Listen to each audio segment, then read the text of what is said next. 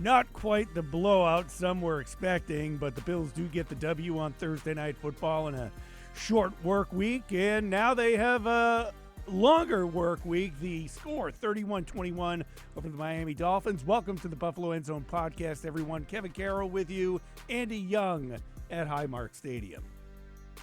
What's up, Kevin? What does this say about this Bills team that they win by 2 scores and everybody thinks, it's too close, right? A little too close for comfort for Bills Mafia, but look, they pull it out when it matters most. They win the game. They improve to 3-0, and as Dion Dawkins said after the game, look, you can't beat every team by 50 points. That's not realistic in the NFL. Certainly some things to clean up, and we'll get into that, but most importantly, they come out with the win to get to 3-0 on the season. Up and down day or night for the offense, rather, Andy, but Terrel Bernard saving everyone's bacon as things got a little dicey late in this game as the Dolphins were able to basically go blow for blow with the Bills for most of the evening. But at the end of the day, it is Bernard, the defensive leader, who comes up with a huge interception of Tua and basically iced this game.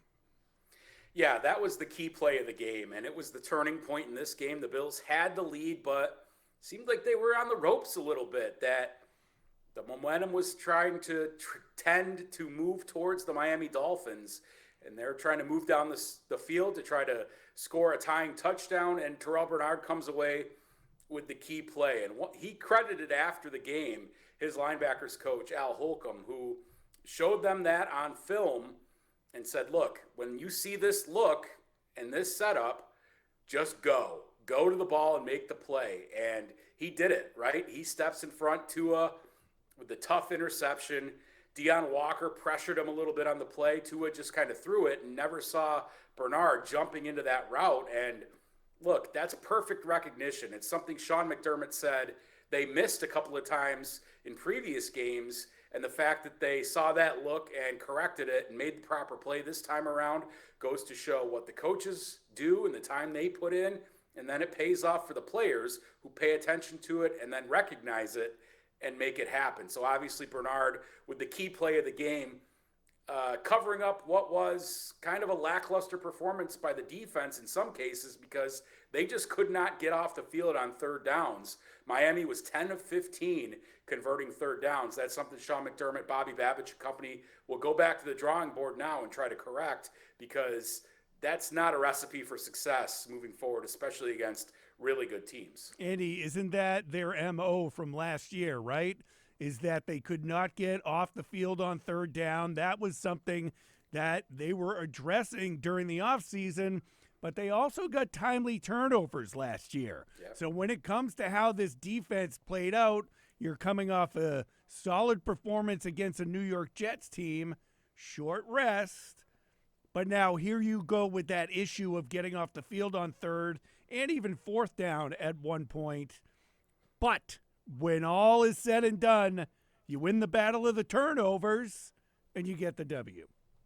Yeah, I mean, it's usually the team in the NFL that makes the fewest mistakes, especially when the margins are slim, right? In a game that's tight, it's the team that makes the mistakes that ends up coming out on the losing end. And the Dolphins made a couple of really key mistakes in this game. Obviously, the turnover, the interception by Terrel Bernard late in the game was one of them. But earlier, it was the play by Zach Sealer, who went in to block the punt and roughed the punter. And that let the Bills continue a drive. And Shakir goes down and scores a touchdown on a pass 15 yards from Josh Allen. Those really were 2 key turning point plays in this game. The Bills didn't make those big mistakes, even though it was close for comfort for some Bills fans, too close for comfort. It's a case of they make the right plays when they have to, when it matters most. And you talked about turnovers. Taron Johnson was asked after the game in the locker room, can you guys rely on that? Can you guys always figure that you're going to get a turnover to kind of stem the tide and stop the bleeding? And is that sustainable? And Taron Johnson said, yeah, we think it is. We pride ourselves on that. We did it all last season, and we've done it so far this season. Look, they did it against the Ravens, and now they've done it here against the Miami Dolphins. So, we always say turnovers are one of those things that can regress back to the norm. But for this Bills team, for whatever reason, they make that timely play and force turnovers, and it often is the key to victory. Yeah, and I mean, I'm not taking anything away from the Bills. You know, we don't know how this game would have played out, but aside from those two bigger mistakes, Andy, the Dolphins were making mental mistakes on the offensive line throughout the game. I think I counted at least two offensive linemen downfield on screenplays from the Bills.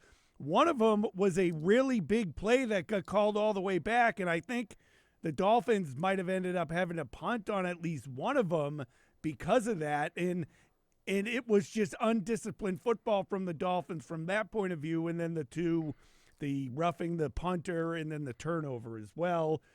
I don't want to say the Bills didn't earn it, but the Dolphins sure as heck helped them. Yeah, they did. And look, the Dolphins were kind of nickel and diming their way up and down the field throughout the course of this game. And it wasn't the deep stuff. It wasn't the explosive, because you worry about so much. Tyreek Hill, Jalen Waddle, Devon Achane hitting you for big plays down the field, the 60, 70, 40-yard plays that they're capable of having. And they didn't allow those. And that's one of the hallmarks of the Bills' defense, is not allowing the explosives, especially against this Dolphins team who is so fast and has so much speed. So they were kind of content to give up some of the short stuff. And that goes into why they had such difficulties on third downs getting off the field. Another reason, too, is it's hard to play man-to-man defense sometimes with Trey White out there and different things like that. You're kind of worried about going man-to-man because that's tough to cover Waddle and Hill in that situation. So they go zone. You're going to give up some of those short area things in those situations. Bills obviously content to live with that and hope that they make the big play to bend and don't break, right? And that's exactly what they did here. No Ed Oliver, no Matt Milano. Did that show, at least with Ed Oliver, in the Bills' lack or issues sometimes stopping the run and getting to Tua? Yeah, I mean, I think they didn't do horribly against the run in this game. Achane was okay. He didn't get crazy on him. Tua was moving around in the pocket a little bit more than he usually does, and was able to kind of elude some sacks. I think Joey Bosa had some pressure.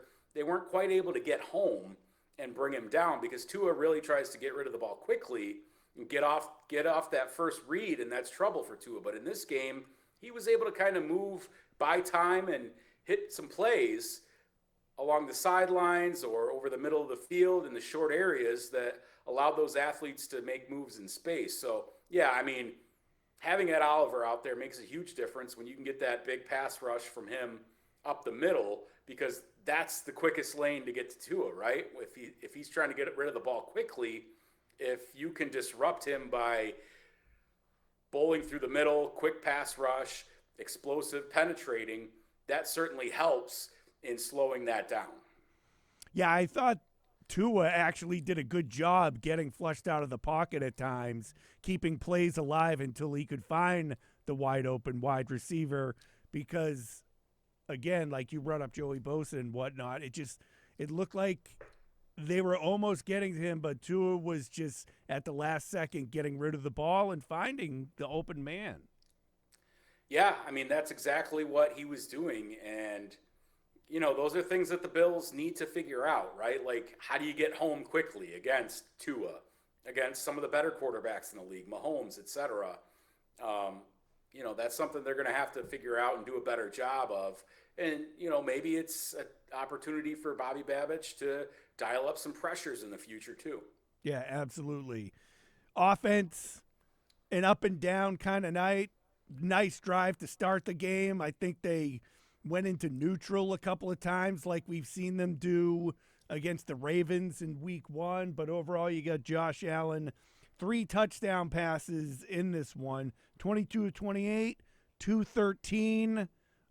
When all is said and done, you have a team that once again gets to the 30-point mark.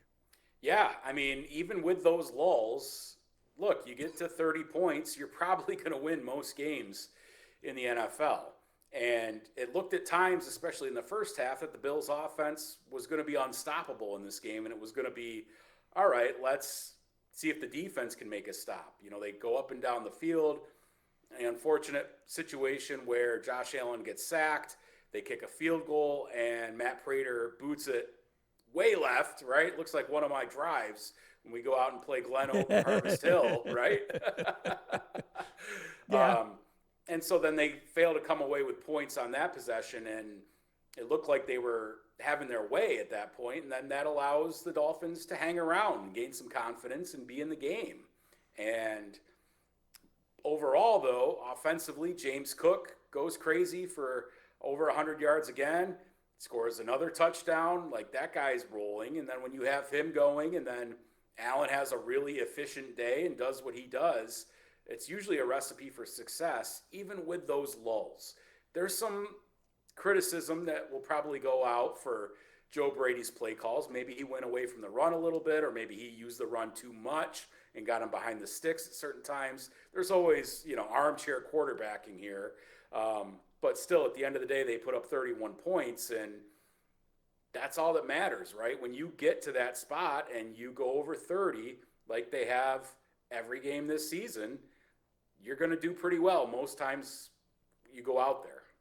It's interesting watching the game. Our buddy Stevie Johnson, former Bills wide receiver, was in studio for our post-game show, was the leader of the charge as a Bills alumni before the game, was pointing out in the second half that some of those drives from the offense, he disagreed with the order of Joe Brady's play calling, where you would get a run for no gain and then you throw a pass for 7 yards and then be left with a 3rd and 3, where, and I agreed with him on it, Andy, if you flip that and you first down, get a pass for 7 yards, you're in better position for the next couple of downs. Yeah, and I understand Joe Brady wanting to really establish James Cook because he was fantastic again. At a certain point, he's getting 9, 7, 11, 16 yards a pop. And at one point during the game, he's averaging over 10 yards per carry. And so in Joe Brady's mind, it's all right, prove Miami that you can stop this. The problem with that is you get to be a little bit predictable, and you're going right into the teeth of the Dolphins' best part of their defense, which is their defensive line. They've got some dudes up front, right? You can say what you want about Miami. They're talented on the front end of their defense. I thought there was a real advantage to take advantage, an opportunity to take advantage of the Dolphins' secondary, which I don't think is very strong and had not proven to be very strong throughout the course of the first 2 games, but didn't really seem like they were able to do that so much, especially with their wide receivers. Dalton Kincaid had a nice day, and then they kind of spread it around to everybody else. Joshua Palmer, not really getting much going in this one. Keon Coleman did a little bit, but not a ton. I thought that they had an opportunity to attack with their wide receivers a little bit more than they did, and maybe that's something Joe Brady would say he'd like to do better with. Or maybe that's something where the wide receivers just weren't getting open. Well, the other thing, Andy, is you got a lot of the 3 tight end set from the Bills offense in this one, like a ton of it. But Andy, the funny part is it's working. It's you have run James Cook, the 3 tight ends out there. Then you fake the run and roll out, and you're getting Kincaid. Dawson Knox didn't do anything, but you also had the blocker Jackson Hawes, the rookie, Andy, finding the end zone in this one on just another typical Josh Allen play. And Allen played it perfectly, and I was amazed. Jackson Hawes, rookie, there for his blocking, is out in a pattern, and it looks like Josh Allen is going to run the ball in, and at the last second, he just flicks it to Hawes. Touchdown right there. Talk about needing to have your head in the game if you're anyone out in a pass pattern with Josh Allen moving around. Yeah, that's a cool play because Jackson Hawes on that play, it was designed for him. It was designed to be available for him or for Josh to be able to run it in. Hawes on that play takes the end man on the line of scrimmage for the Dolphins and puts him to the ground and then continues his rollout. That just goes to show the physical nature of Jackson Hawes and what he's able to do. And Allen had him maybe early and kept running. He decides, hey, maybe I'm going to run this in. And at the last second, Hawes really comes wide open and he just, shovels it to him, flips it to him in the end zone. And, credit to Jackson Hawes for being ready for that play and Allen kind of doing what he does. Hawes was asked, is that something you practice? Like, are you expecting that? And he said, we do a little bit. Josh will, in the walkthrough, kind of flip you the ball, that sort of thing. Look for those kinds of passes. And look, when you have a quarterback like Allen who's creative and who can do so much damage with his legs and keep plays alive, you got to be ready for that at all times. Even if you're in the design of a play, it could come to you in strange ways. And that's Hawes being Johnny on the spot there and doing what he's supposed to do. Hawes also slipped while going in motion on that. And watching it in real time, I was like, oh, this play's going to be a disaster. But, of course, never doubt Josh Allen and what he can end up doing. And I think beyond that play, Andy, the play-action pass that the Bills are starting to be able to do because of James Cook just puts defenses in a bind on what are we doing here? What's coming at us? And I know we talk about the wide receivers not being involved, but it was your typical spread the ball around, everybody eats type of game, with Dalton Kincaid having the big game. Touchdown for Kincaid, touchdown for Shakir, touchdown for Hawes. But it just poses such an issue, I think, moving forward as these games go on. If you're an opposing defensive coordinator, just looking at the film on all the decisions you have to make with this Bills offense. Yeah, I mean, that's exactly by design, right? When you bring in a Dalton Kincaid and you hope that he plays games like this all the time.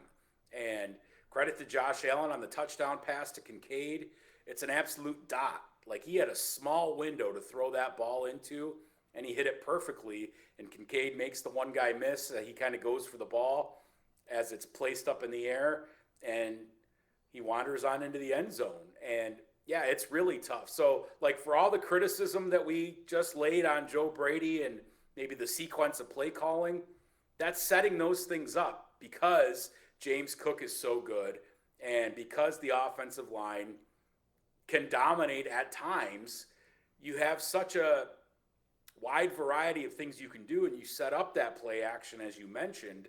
So maybe Brady's thinking that throughout the course of the game. Hey, look, we're going to pop one here off this play action because of the way we run the football. So you can criticize all you want. We can sit here and be, we're not, Andy. It's a win.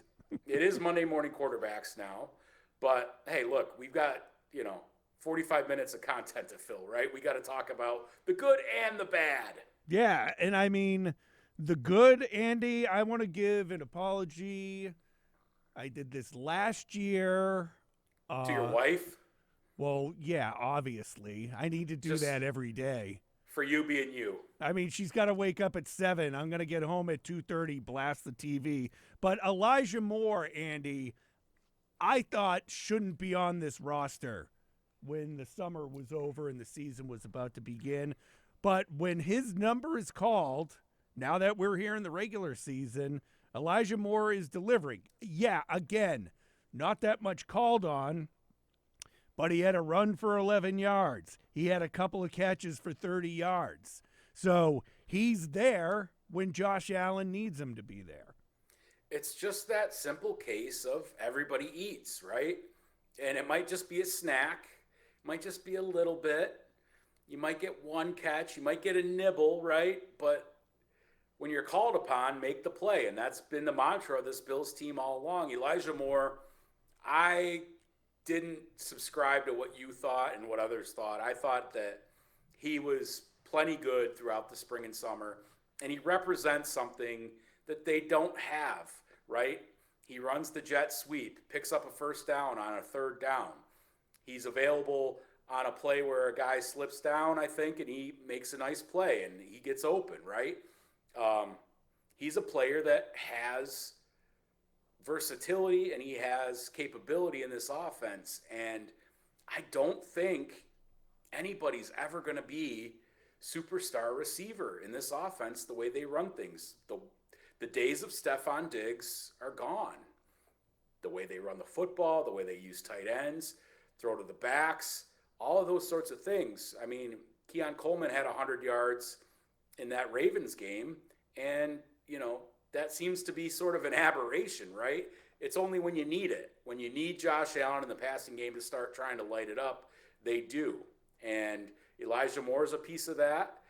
Tyrell Shavers had a catch. I think they targeted 10 different pass catchers in this game. I think maybe 9 different guys caught footballs. So for Joe Brady, this is exactly what the doctor ordered. Yeah, Keon Coleman, Andy, you may recall early, maybe it was second quarter, but Josh Allen hits him on a quick slant inside the red zone. He catches it. A year ago against the Dolphins, they ran what looked like an exactly similar play. Keon Coleman can't bring it in. The ball pops up in the air. The Dolphins get the interception and get the ball back. I just think it says a lot to Keon Coleman on the work he did, strengthening his body and getting into that position where he can body out someone and hold off a defender trying to knock the ball out of his hands. Yeah, he only had 3 catches for 20 yards, but aside from one comeback play where I think maybe he should have had it, those little things you notice with Keon Coleman, for some reason that stood out to me. Like a year ago, that ball gets popped up in the air and picked off. This year, Coleman's able to secure it and go to the ground. And then I think that led to the Hawes touchdown. Yeah, I mean, that was a really tough catch. In traffic, a guy's coming down on him, crashing down on him. He goes up, grabs the football on a laser pass because it's a quick slant from Allen, and that thing's coming 150 miles an hour. And to secure the ball and make the catch, I mean, that's what you ask for, especially from a bigger-bodied guy who can be kind of a possession-type receiver. Have you heard the manja, manja, manja call at the line from Josh Allen? I have. Is that going to become a big thing, Andy, you think? I saw it earlier today. I didn't know about it. And then you could literally hear it during the broadcast on Prime, him call it out. It was a big thing. He was asked about it because he heard a lot of it during the Jets game. And of course, you're thinking manja, they're in New Jersey, greater New York City. Is it a Sopranos mob reference? I thought it was a everybody eats thing. Manja, eat. Right. It's just a call they make. Josh, I think last week, leading into this game, said it's just kind of a thing that they joke about or talk about. So, they take some of those things and make them their audible calls, their checks at the line, that sort of thing. No, I love it. The technology now where you can hear this stuff at the line of scrimmage makes some of these games just more entertaining. It's something you notice over the past few years. Didn't they have like a Taylor Swift audible at some point? They've had LeBron James. I mean, they've had different things. Yeah. And like Manja is a restaurant. It's an Italian restaurant in Orchard Park. So a lot of people thought it was related to that too. So who knows where it actually comes from, but they got to switch up what that means because then teams will get a read on that, right? Yeah, I like to get sidetracked. You know that, Andy. Back to Dalton Kincaid real quick. It looks like I just mentioned Keon Coleman, but it looks like the other guy who was called out at the end of last season has taken that to heart. And Dalton Kincaid looks like who we thought he would be last year going into his second season with the Bills. It looks like we're there.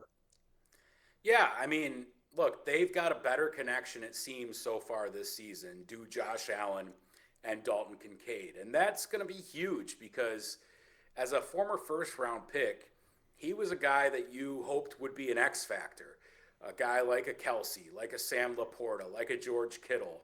Not necessarily in the blocking aspect because he's a different type of tight end, but a guy that you can use to move the sticks. And He did that, and I think he almost had another touchdown catch on a great ball thrown his way. I think the defender at the very last second got his hand in there and knocked it out. Otherwise, you're looking at a monster game from Dalton Kincaid. Yeah, and he had a couple of nice downfield blocks in this. I think Sean McDermott was joking around that you got Jackson Hawes scoring touchdowns. You got Dalton Kincaid pancaking people on some run plays or running back screens downfield. I mean, it's just amazing when you look at how complete this team looks, even in a game where they weren't playing their best ball, and it was a short week. And, you know, the guys were all asked about how hard it is. Deion Dawkins says it's like running into a brick wall twice in 1 week. How do you think your body's going to feel? But it just, for a team to come out and not look as sharp as they did against the Jets and still get a win against a Dolphins team that was so desperate to get a win, it's just very impressive. I wonder what happens now with Mike McDaniel. There was so much talk of, does he get fired if they lose this game? And I don't think it was Mike McDaniel's coaching necessarily that lost them this game, but it was their lack of discipline. It was their big mistakes. Like, they were right in this game, but the Bills are definitely the better team. So I wonder what happens with him down the road, because now they're 0-3, and you can probably kiss the playoffs goodbye for them. Yeah, and I mean, when you look at it, what they were able to do against the Patriots, they probably should have won that game, and then how close they kept it with the Bills. I would think if there was any question about his job, I think it's at least safe for now. I mean, whatever happens moving forward, who knows? But I don't see this being we played on Thursday night, we can get rid of McDaniel on Friday and bring in a new coach and be ready for our next game. Yeah, and so now big picture-wise, we're looking at this Bills team that is now 3 games up on the Dolphins in the AFC East. They've got a lead over the Patriots and the Jets, and it just seems inevitable again that we're looking at the same thing as they head towards their 6th division title. I mean, it's 3 games in. We've still got a long way to go. We're not even, 20% into the season yet. But all we've talked about, it's not all we've talked about, but we've talked about quite a bit, is getting that 1 seed. And for this Bills team, this is another step in that direction. You're not going to win every game by 20 points, even against inferior opponents. You still win by 10, you make the plays, and you do what you have to do, and you move on to the next week. And as this sets up moving forward for the Bills, we've talked about it. You're going to play the Saints, which are not a good team. The Patriots are plucky, but we'll see how they're doing. I don't think they're great. And then you've got the Panthers, and you've got Atlanta. The Falcons. Right. Like, Atlanta's tough. That'll be a tough game, I think. But all the things we talked about of them possibly, being 6-0, 7-0, they got the Chiefs coming down the line. Win these games and stack them up now while you can. Chiefs have the Giants this weekend. Wouldn't it be something if old friend Brian Dable knocks off the Chiefs and all the criticism that goes towards Dable and Joe Shane and drops the Chiefs to 0-3? I mean, that would certainly help the Bills' cause immensely as they kind of try to bury the Chiefs. If you get to that point, if you're the Chiefs, you're almost then in danger of not even making the playoffs. Yeah. It's really interesting. And now, Andy, because the Bills play on Thursday, we get to enjoy a Sunday to watch how all this stuff plays out. Right. And we're not actually going to watch it. We're going to go play golf. We'll put Red Zone on the phone. That's what I did the last time I was golfing while the NFL was going on. But it is, you mentioned the Patriots. They have the Steelers. I still think the Steelers, with Aaron Rodgers there, look like a really good squad. People were bagging on the Steelers that it's desperate. I know you hate the Steelers from the bottom of your heart. But I cannot stand the Steelers. I just find it so intriguing with Aaron Rodgers there that maybe his stop with the Jets was just a hiccup in his career. But that's a game that should be interesting to see how the Steelers and Patriots go at it. Yeah, I mean, look, as much criticism as you can lay on Aaron Rodgers, and as nauseating at times are Mike Tomlin's teams the last few years with the Steelers, who somehow aren't that good, but somehow end up making the playoffs. Rodgers helps them because he's stabilized the quarterback situation. Is he what he was 3, 4, 5 years ago when he was winning back-to-back MVPs? No, absolutely not. But he's better than what they've had, I think.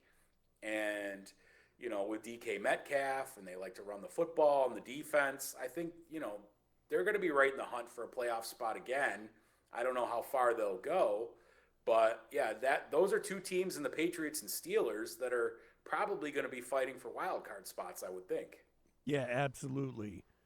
Bengals at Minnesota with no Joe Burrow right now. So all this stuff, I know we talked about it leading up to the game, but just it looks good for the Bills. It does. Right now. It does. I don't know what Denver versus the Chargers, that's an interesting matchup too. Kansas City, New York, Detroit at Baltimore. Huge. I mean, Detroit could go beat Baltimore. Certainly. This weekend. So it should be fun. And like you said, then the Steelers back to a humdrum 1:00 game on a Sunday, hosting a Saints team that I don't even know if they're rebuilding at this point or just kind of they're looking for a way to rebuild. Yeah, the Saints played this game for a long time with the salary cap and kicking the can down the road and taking contracts and reworking them and kind of circumventing the salary cap. And that's kind of come home to roost for them finally after what seemed like 15 years of them doing that. I think they got kind of screwed by the Derek Carr situation. They hitched their wagon to Derek Carr, and that didn't work out, and he ends up retiring. So, they're hurting at quarterback, and they're kind of bereft in some regards of talent in other areas. So I would expect the Bills to kind of win easily against the Saints, but we'll see. Yeah.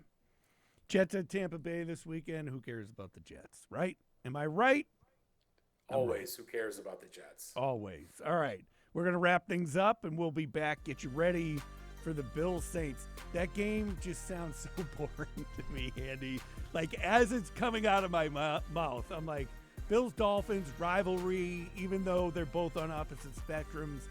Bills Saints, all I can think of is years ago when the Saints came up to the stadium and just ran the ball right down the Bills' throat. For about 800 yards. Yeah, and I think I left that game. I went to that game as a fan. I think I left in the second quarter. It was so ugly. So maybe turnabout is fair play coming up on Sunday or next Sunday. Was that 2017, McDermott's first year? Andy, I got to be honest with you. I don't even remember, but that sounds about right. It sounds like it was past 2015. And it was in that time, I think, too, where they went to Nathan Peterman at quarterback and that whole debacle. Yeah. Oh, I'll never forget that debacle. You and me both. I'll tell you that right now. All right. Bills get some time off. Andy and I will be back in the middle of next week when they start getting ready for game number 4 against the Saints. It's late. We're punchy right now. Yeah, it's late. It's early. I have some chicken nuggets I want to eat, so we're going to peace out. Jordan worked a 12-hour day. He won't shut up about it. Back in the control room. So we'll head out. As always, everyone, thanks for joining us.